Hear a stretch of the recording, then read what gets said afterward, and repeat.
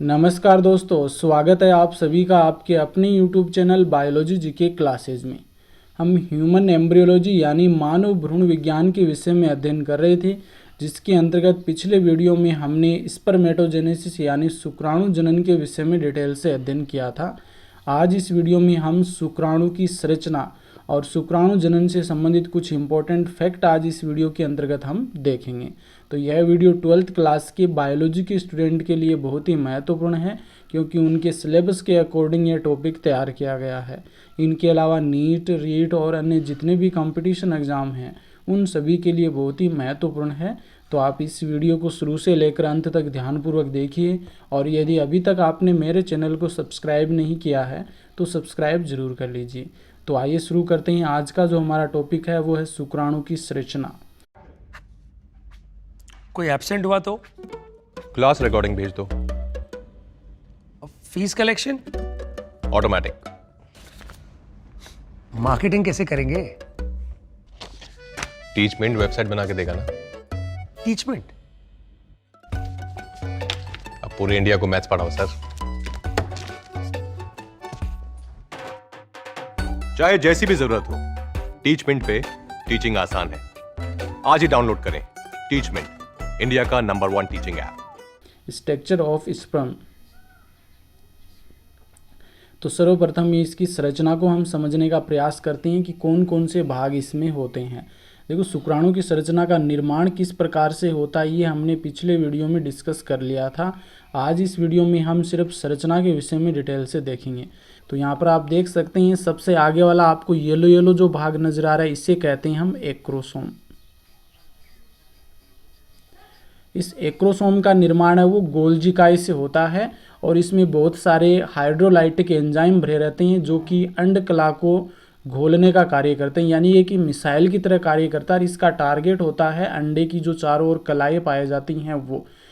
और जैसे निषेचन की क्रिया होती है तो उस समय ये एक्रोसोम जो एंजाइम होता है वो सिक्रेट करता है, और वो एंजाइम जाकर के अंडकला की जो भित्ति होती है उसको गलाने का कार्य करते हैं। इसके जस्ट पीछे ही न्यूक्लियस उपस्थित होता है। न्यूक्लियस में केवल आनुवांशिक पदार्थ डीएनए उपस्थित होता है। इसके अलावा प्रोटीन है, आरएनए है और अन्य जितने भी पदार्थ हैं वो इसमें से निष्कासित कर दिए जाते हैं। तो यहाँ पर हेड वाले पार्ट में न्यूक्लियस और एक्रोसोम उपस्थित होता है, यानी न्यूक्लियस और एक्रोसोम मिलकर के शुक्राणु के हेड यानी सिर का निर्माण करते हैं। इसके जस्ट पीछे वाला ये वाला भाग कहलाता है निक यानी गिरवा, और गिरवा वाले भाग में 2 सेंट्रियोल उपस्थित होते हैं, और दोनों एक दूसरे के समकोण व्यवस्थित होते हैं। जो समीपस्थ तारक केंद्र होता है ये क्या करता है, जब निषेचन की क्रिया होती है, प्रोक्सिमल सेंट्रियोल की हम बात करें तो जब निषेचन की क्रिया होती है तो उस समय अंडाणु में विदलन की क्रिया को प्रेरित करने का कार्य समीपस्थ तारक केंद्र के द्वारा होता है या प्रोक्सिमल सेंट्रियोल के द्वारा होता है। और इसके जस्ट पास में ही होता है डिस्टल सेंट्रियोल या दूरस्थ तारक केंद्र। ये क्या करता है, पीछे वाली पूंछ का निर्माण करता है। पीछे जो पूंछ है यहाँ पर एक्सिस का निर्माण करने का कार्य वो दूरस्थ तारक केंद्र के द्वारा होता है। तो 2 तारक केंद्र होते हैं, 2 सेंट्रियोल होते हैं, वो यहाँ पर एक दूसरे के समकोण पर व्यवस्थित होते हैं। इसके जस्ट पीछे ही माइटोकॉन्ड्रिया है, वो स्पाइरल रूप में व्यवस्थित होकर के नेबेनकरण आच्छादित का निर्माण करते हैं, और ये माइटोकॉन्ड्रिया शुक्राणु को ऊर्जा प्रदान करने का कार्य करते हैं। इसके पीछे वाला यहाँ से यहाँ तक का भाग कहलाता है मिडल पार्ट, और इसके पीछे वाला पूरा भाग कहलाता है टेल, और इसके चारों ओर प्लाज्मा मेम्ब्रेन उपस्थित होती है। तो ये एक सामान्य शुक्राणु की संरचना है। अब इसी को हम दोबारा एक स्ट्रक्चर के द्वारा और समझ लेते हैं। 2-3 स्ट्रक्चर देखेंगे जिससे कि आपको थोड़ा अच्छे से समझ में आ जाएगा।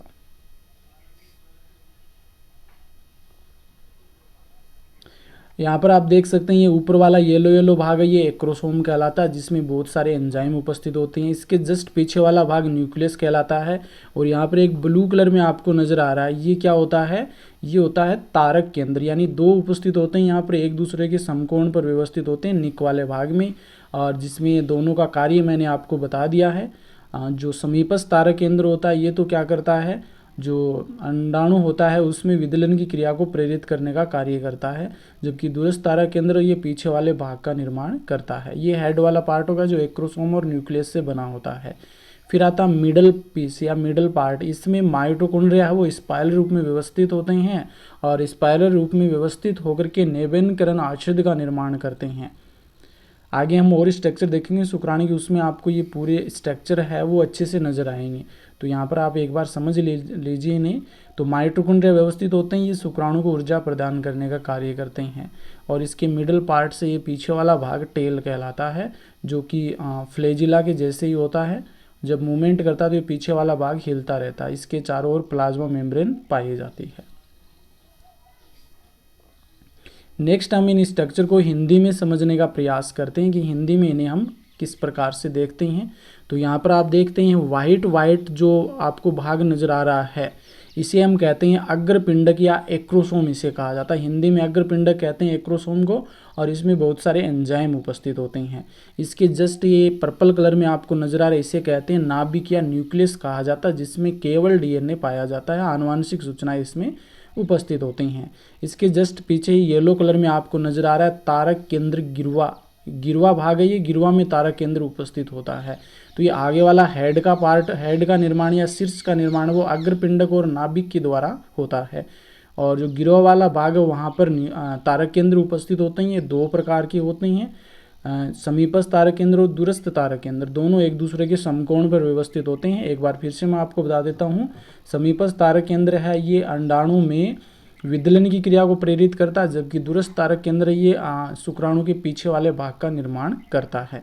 अब देखो मध्य भाग में हम देख सकते हैं यहाँ पर बहुत सारे जो माइटोकॉन्ड्रिया होते हैं, ये माइटोकॉन्ड्रिया है वो व्यवस्थित होती हैं स्पाइरल रूप से या सर्पिलाकार रूप से माइटोकॉन्ड्रिया व्यवस्थित होते हैं और व्यवस्थित होकर के नवीकरण आच्छाद का निर्माण करते हैं, जो कि शुक्राणु को गति करने के लिए ऊर्जा प्रदान करता है।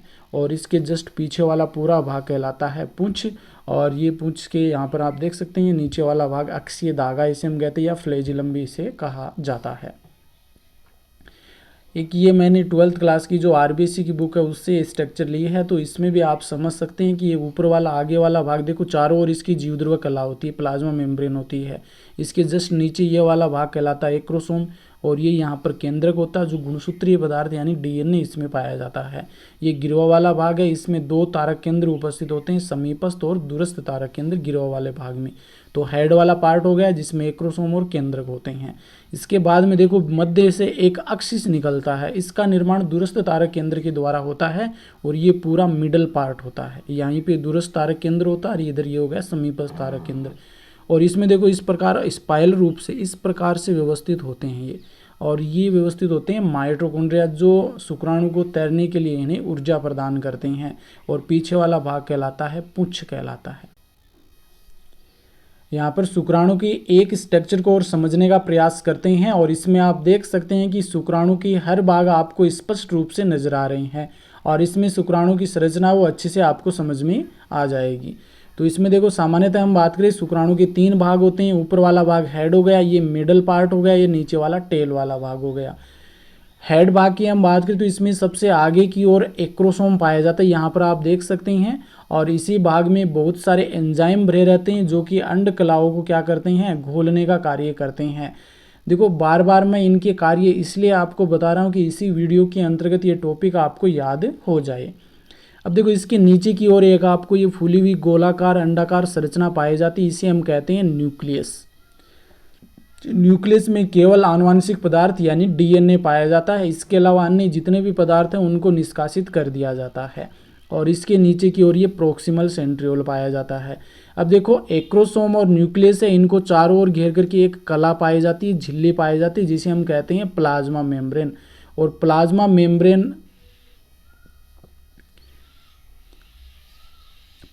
मेम्ब्रेन के अंदर की ओर एक जीवध्रुव कला से बनी हुई पतली झिल्ली पाई जाती है, जिसे मैनचेट कहा जाता है। बहुत ही पतली झिल्ली होती है ये, और जीवध्रुव कला से बनी होती है, इसे हम कहते हैं मैनचेट।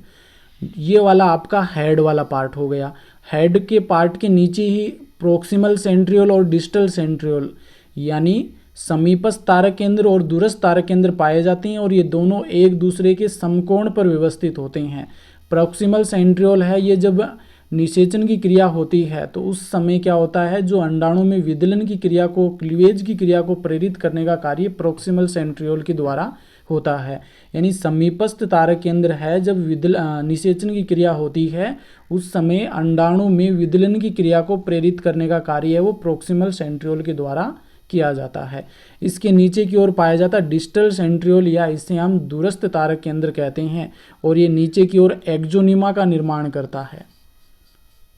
एक्सोनीमा या जिसे हम अक्षीय तंतु भी हम कहते हैं, तो एक्सोनीमा का निर्माण करता है डिस्टल सेंट्रियोल। और इसके यहाँ पर आप देख सकते हैं कि बहुत सारे माइटोकॉन्ड्रिया व्यवस्थित होते हैं। सर्पिलाकार रूप में बहुत सारे माइटोकॉन्ड्रिया व्यवस्थित होते हैं और माइटोकॉन्ड्रिया व्यवस्थित होकर के एक आवरण या आच्छादन का निर्माण करते हैं जिसे हम नेबेनकरण कहते हैं,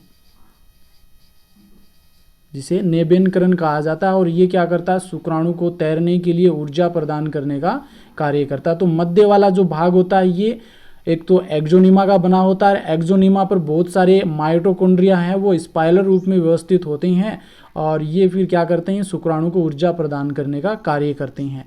नीचे आप यहाँ पर एक स्ट्रक्चर देख सकते हैं जिसे हम रिंग सेंट्रियोल या वलय तारकाय कहते हैं।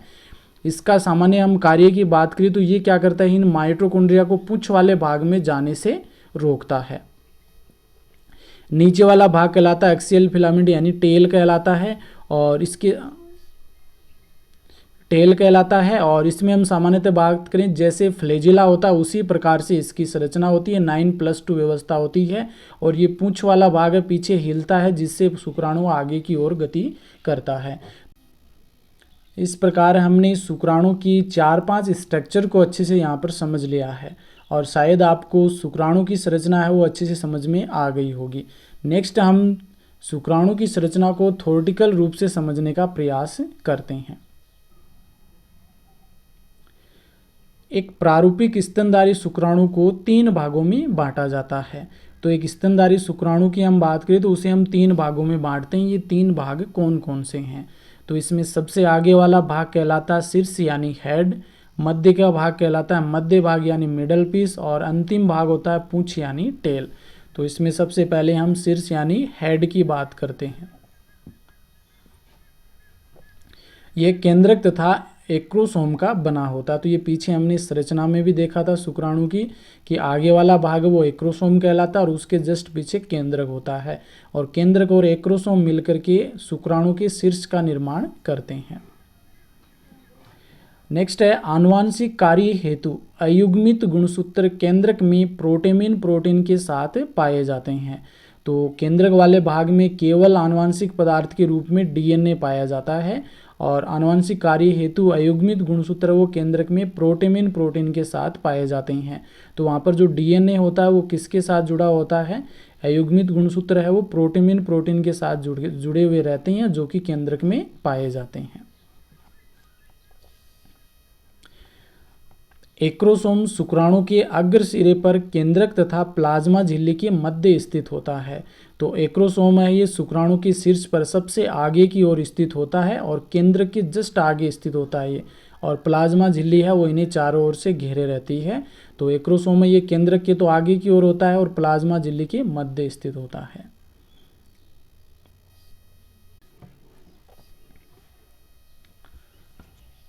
शुक्राणु शीर्ष पर अम्लीय प्रोटीन एंटी फर्टिलाइजिन पाए जाते हैं। तो शुक्राणु के शीर्ष पर अम्लीय प्रकृति की एंटी फर्टिलाइजिन प्रोटीन पाए जाती हैं। ये प्रोटीन कार्य क्या करती हैं, जैसे हम अंडाणु की बात करें तो अंडाणु की झिल्ली के ऊपर फर्टिलाइजिन क्षारीय प्रकृति की प्रोटीन पाई जाती है, उसको गलाने के लिए ये एंटी फर्टिलाइजिन प्रोटीन शुक्राणु पर पाई जाती हैं। ये विशेष प्रकार की होती हैं क्योंकि ह्यूमन के लिए विशेष होती है। जैसे हम बात करें ह्यूमन की एंटी फर्टिलाइजिंग प्रोटीन होती है, ये किसी अन्य जीव के अंडे के ऊपर ये कार्य नहीं करती है। सभी के लिए विशेष प्रकार से ये एंटी फर्टिलाइजिंग प्रोटीन पाई जाती हैं। एक्रोसोम के अंदर स्पर्म लाइसिन एंजाइम पाए जाते हैं, यानी एक्रोसोम के अंदर की ओर हाइड्रोलाइटिक या स्पर्म लाइसिन एंजाइम पाए जाते हैं, जैसे हाइलुरोनिडेज एवं कैथेप्सिन। हाइलुरोनिडेज कैथेप्सिन नामक एंजाइम है वो पाए जाते हैं एक्रोसोम के अंदर। ये अंडाणु की झिल्ली को या कलाओं को घोलने का कार्य करते हैं। दूसरा भाग आता है मध्य भाग यानी मिडल फेस।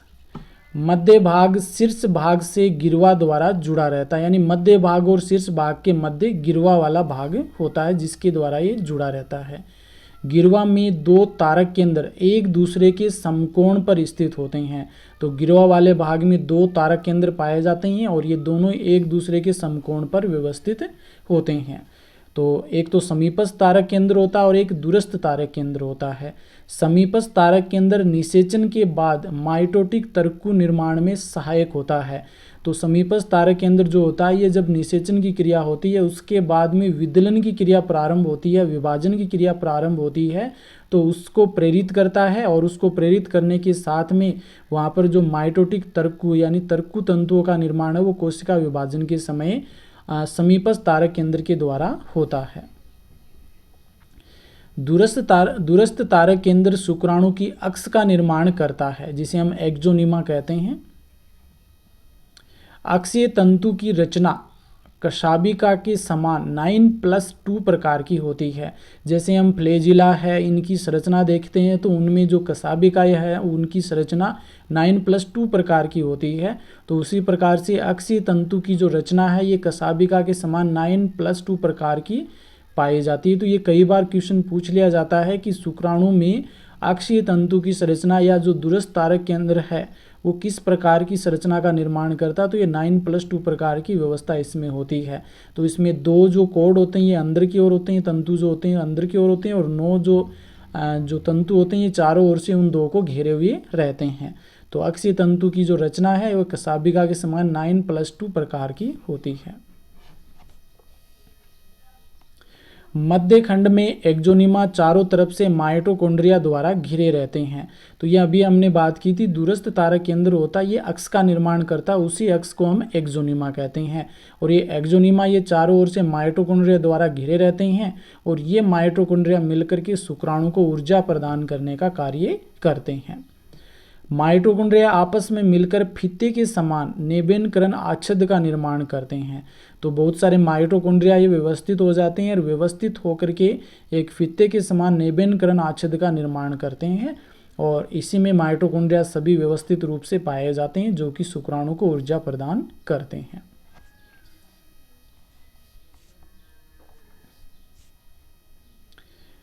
पुंछ शुक्राणु का या पुंछ वाले भाग की हम बात कर रहे हैं। पुंछ शुक्राणु का सबसे लंबा व संकरा भाग होता है जो अक्षीय तंतु, कोशिका द्रव्य आवरण तथा प्लाज्मा कला का बना होता है। तो जो अक्षीय तंतु है समीपस्थ दूरस्थ तारक केंद्र द्वारा मध्य वाले भाग से शुरू होता है वो पूंछ वाले भाग में भी जारी रहता है और इसके अलावा इसमें कोशिका द्रव्य आवरण पाया जाता है और प्लाज्मा कला चारों ओर इसके उपस्थित होती है। अक्षीय तंतु पूंछ के मध्य में स्थित होता है जिसका विकास दूरस्थ तारक केंद्र से होता है। ये बहुत ही महत्वपूर्ण है, कई बार पूछ लिया जाता है कि पूंछ के मध्य में जो अक्षीय तंतु होता है उसका निर्माण किसके द्वारा होता है। तो दूरस्थ तारक केंद्र द्वारा या पूंछ का निर्माण होता है या पूंछीय तंतु का निर्माण होता है। यह संरचना में कसाब के समान 9+2 तंतुओं का बना होता है।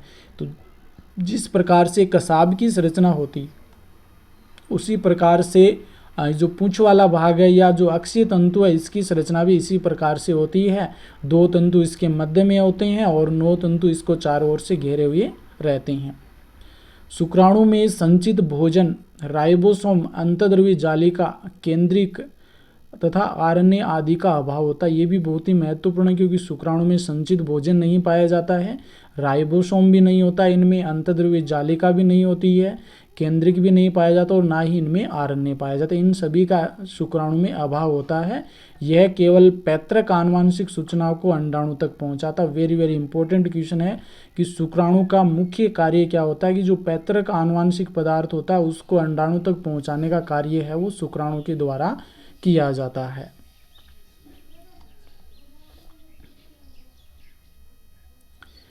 नर के वर्षण की शुक्र जनन नलिकाओं द्वारा शुक्राणु त्यागे जाते हैं। तो ये हम जानते हैं कि शुक्राणु का निर्माण कहाँ होता है। नर के वर्षण की जो टेस्टिकुलर लोब्यूल्स होता है उसमें बहुत सारे शुक्रजन नलिकाएं पाए जाते हैं। उन नलिकाओं में शुक्राणु का निर्माण होता है और इन शुक्रजन नलिकाओं द्वारा शुक्राणु का त्याग किया जाता है। जो सहायक वाहिका यानी जिसे हम रेटर टेस्टिस कहते हैं वहाँ से होती हुई एपिडिडाइमिस में आती है, एपिडिडाइमिस से शुक्रवाहिनी में, और शुक्रवाहिनी से शुक्राशय में, और शुक्राशय से प्रोस्टेट में। ये सभी जितने भी मैंने यहाँ पर नाम लिए हैं, सहायक वाहिका, एपिडिडाइमिस, शुक्रवाहिनी, शुक्राशय, प्रोस्टेट, ये सभी कुछ न कुछ यहाँ पर जो पदार्थ उसका सिक्रेशन करती हैं और वो सिक्रेशन इस शुक्राणुओं में मिलाते रहते हैं। तो जो सहायक वाहिका द्वारा एपिडिडाइमिस, शुक्रवाहिनी, शुक्राशय, प्रोस्टेट के स्रावों के साथ स्थानांतरित होते हैं।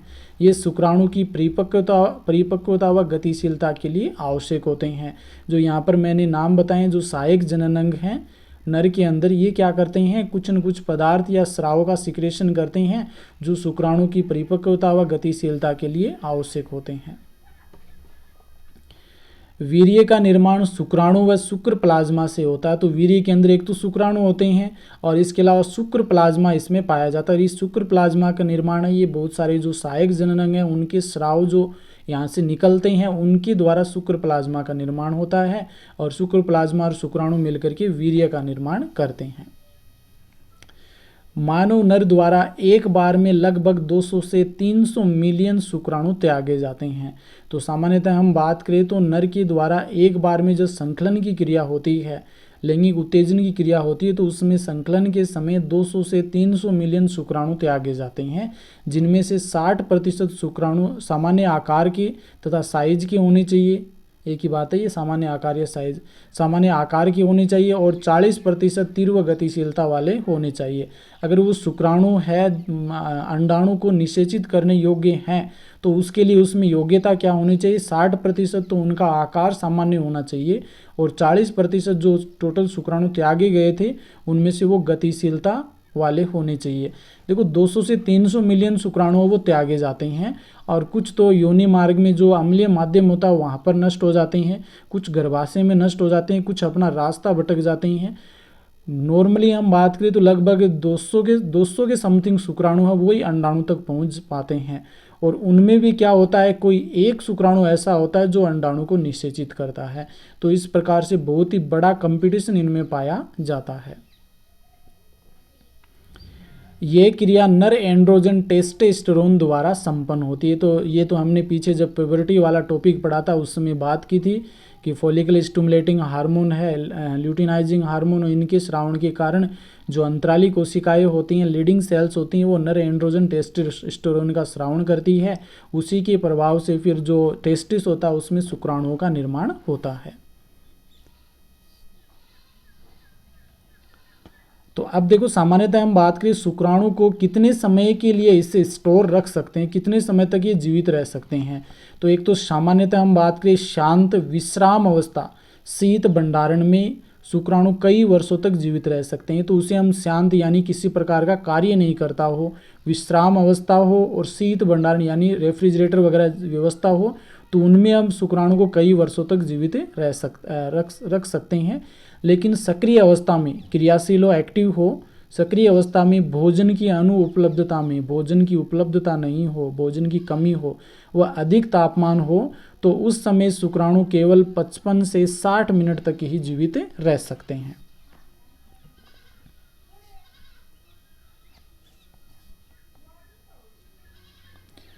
शुक्राणु की आकृति, देखो अलग अलग जो जीव हैं उनमें अलग अलग प्रकार के शुक्राणु के आकार होते हैं, तो उनकी हम बात कर लेते हैं। सबसे पहले हम मानव की बात करते हैं। तो मानव में जो शुक्राणु का आकार है वो चम्मच के आकार का होता है या चमचाकार होता है। फिर हम बात करते हैं चूहे की। तो चूहे में हुकनुमा शुक्राणु होता है। फिर आता है एस्केरिस। तो एस्केरिस में अमीबिये यानी कि कोई आकार नहीं होता है, कैसा भी आकार हो जाता है एस्केरिस के अंदर। पक्षियों में सर्पिलाकार शुक्राणु होता है।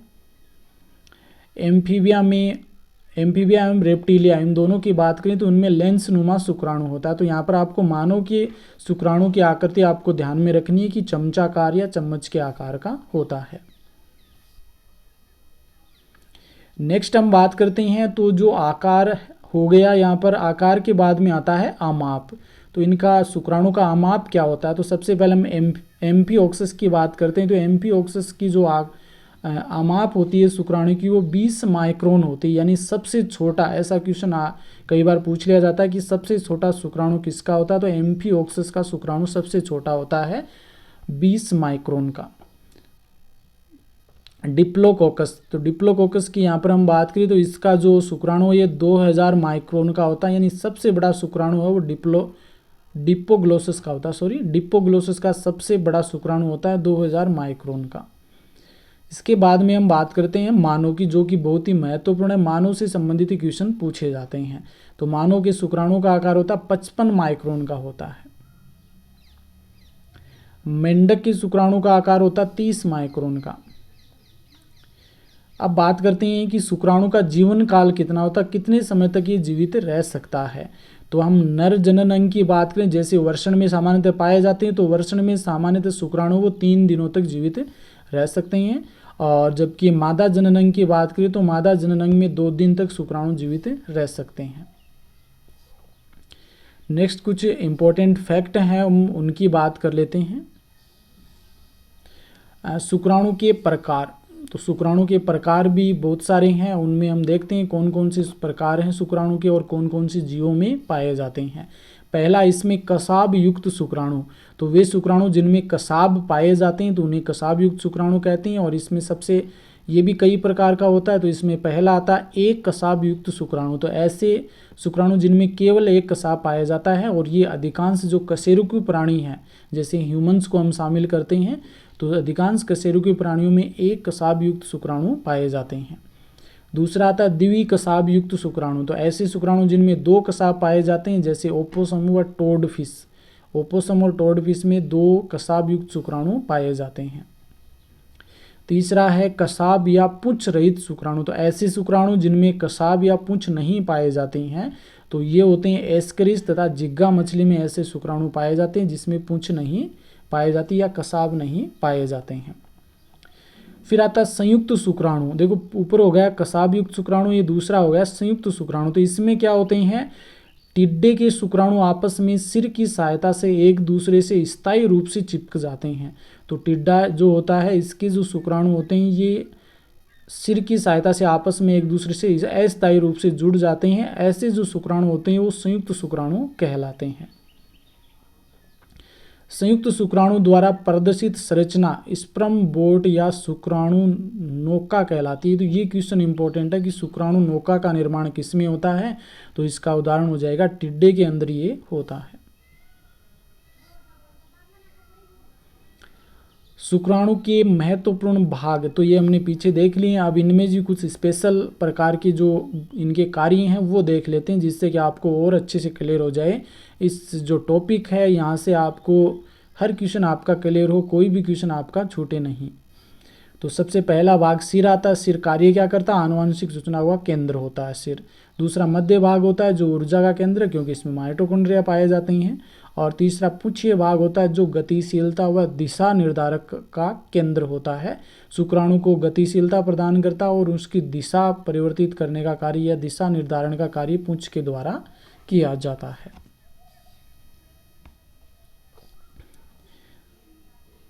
नेक्स्ट कुछ महत्वपूर्ण तथ्य हैं शुक्राणु से संबंधित ही, उनकी बात कर लेते हैं। शुक्राणु को सर्वप्रथम किसने देखा था, वेरी वेरी इंपॉर्टेंट क्वेश्चन है कि शुक्राणु को सबसे पहले किसने देखा था, तो एंटोनी वॉन ल्यूवेनहॉक ने सबसे पहले शुक्राणु को देखा था। ये जब कोशिका के विषय में अध्ययन कर रहे थे तो इन्होंने बैक्टीरिया, शुक्राणु, इन सभी को अपने द्वारा निर्मित माइक्रोस्कोप के द्वारा इन्होंने देखा था ल्यूवेनहॉक ने। शुक्राणु शब्द का सबसे पहले प्रयोग किसने किया था, तो ये भी इंपॉर्टेंट क्वेश्चन है। वॉन बियर, जिन्हें हम मॉडर्न एम्ब्रियोलॉजी के फादर कहते हैं, वॉन बियर ने सबसे पहले शुक्राणु शब्द का प्रयोग किया था। कुछ रोग आते हैं यहाँ पर जो कि इंपॉर्टेंट हैं और इन रोगों से संबंधित क्वेश्चन भी कई बार पूछ ले जाते हैं। कुछ टर्म है जैसे नेक्रोस्पर्मिया है, तो वीर्य में अगतिशील शुक्राणु की उपस्थिति, जो वीर्य पाया जाता है उसमें जो शुक्राणु पाए जाते हैं उनमें अगतिशील शुक्राणु अगर उपस्थित हैं तो उसे नेक्रोस्पर्मिया कहते हैं। दूसरी टर्म यहाँ पर आती है एजूस्पर्मिया, तो इसे हम क्या कहते हैं, वीर्य में शुक्राणु की अनुपस्थिति। वीर्य तो पाया जाता है लेकिन उनमें शुक्राणु नहीं पाए जाते हैं, तो ये ऐसी कंडीशन कहलाती है एजूस्पर्मिया। और नेक्स्ट यहाँ पर आती है ओलिगोस्पर्मिया, तो इसमें क्या होता है, वीर्य में शुक्राणुओं का सामान्य से कम होना, यानी शुक्राणुओं की कमी।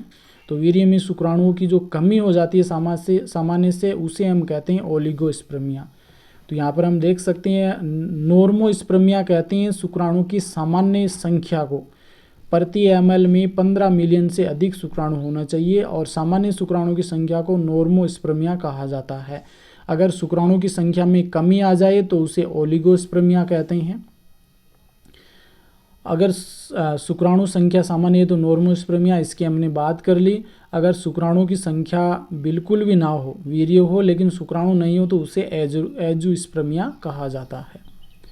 इस प्रकार से आज इस वीडियो में हमने शुक्राणु की संरचना के विषय में डिटेल से देखा है, जिसमें शुक्राणु की जो मुख्य बातें हैं उन सभी की हमने बात कर ली है। यदि आपको ये वीडियो अच्छा लगा तो इसे लाइक कीजिए, वीडियो को अधिक से अधिक शेयर कीजिए और मेरे चैनल को सब्सक्राइब कीजिए। नेक्स्ट वीडियो में हम oogenesis यानी मादा में अंड जनन की क्रिया के विषय में देखेंगे। धन्यवाद।